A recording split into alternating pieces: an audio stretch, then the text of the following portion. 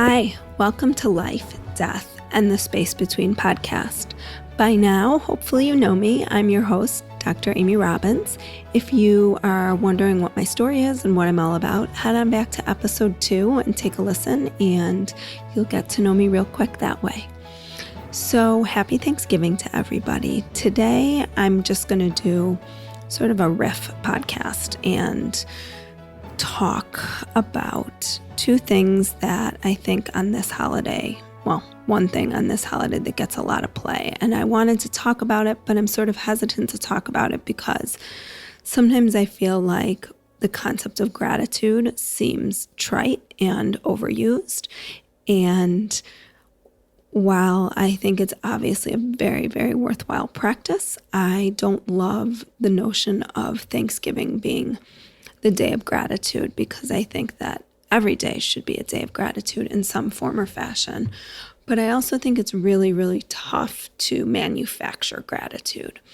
And what I mean by that is that gratitude is, or I believe should be, a practice that you hold in your heart, and that it's not just something you say or a list that you make, but something that you really intently feel deeply.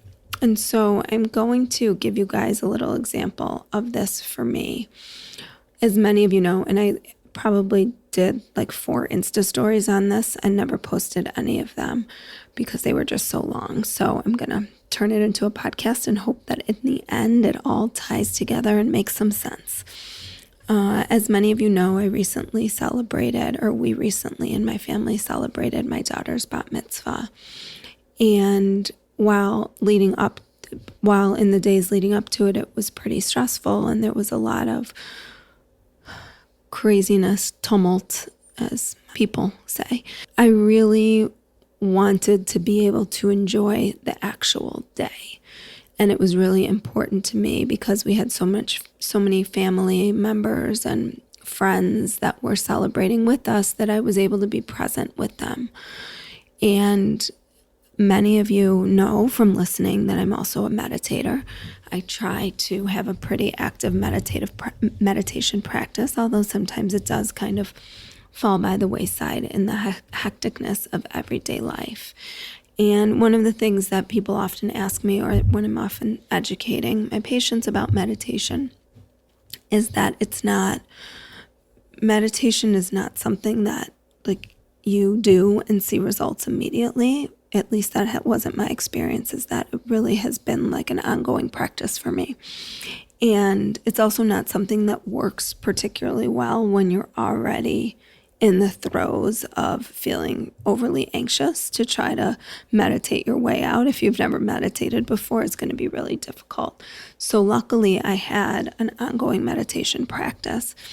And the day of the bat mitzvah, I remember going and seeing my daughter sitting down in the front row, watching my daughter stand up there on the bima, which is sort of the pulpit in Judaism, reading from the Torah, and feeling like I had earmuffs on, noise-canceling headphones. Like the noise around me was really completely silent, and I was focused on her and what she was doing, and nothing else in that moment mattered. And, many people ask me, how do you get more in touch with sort of spirit or higher self or lost loved ones or your soul? And I think meditation really is the gateway. If you have never had a spontaneous experience of it, meditation is the gateway to opening you up to that. And for me, this was really like this proved to me the power of meditation, because as I sat there, it honestly felt like it was an out-of-body experience. I really don't even know how else to describe it. It felt so surreal. It felt so perfect. And in those moments, I felt like my heart was literally, I'm going to cry, was literally going to explode out of my chest. And feeling that deep love and that deep connection to another human is really, to me, the cornerstone of what gratitude is. And I felt as the service ended, and then, excuse me for being a little bit choked up, the night went on and we had a party afterwards to celebrate her, I cried multiple times throughout the party. And I didn't cry because I was sad. I cried because I was overjoyed, and the love and gratitude and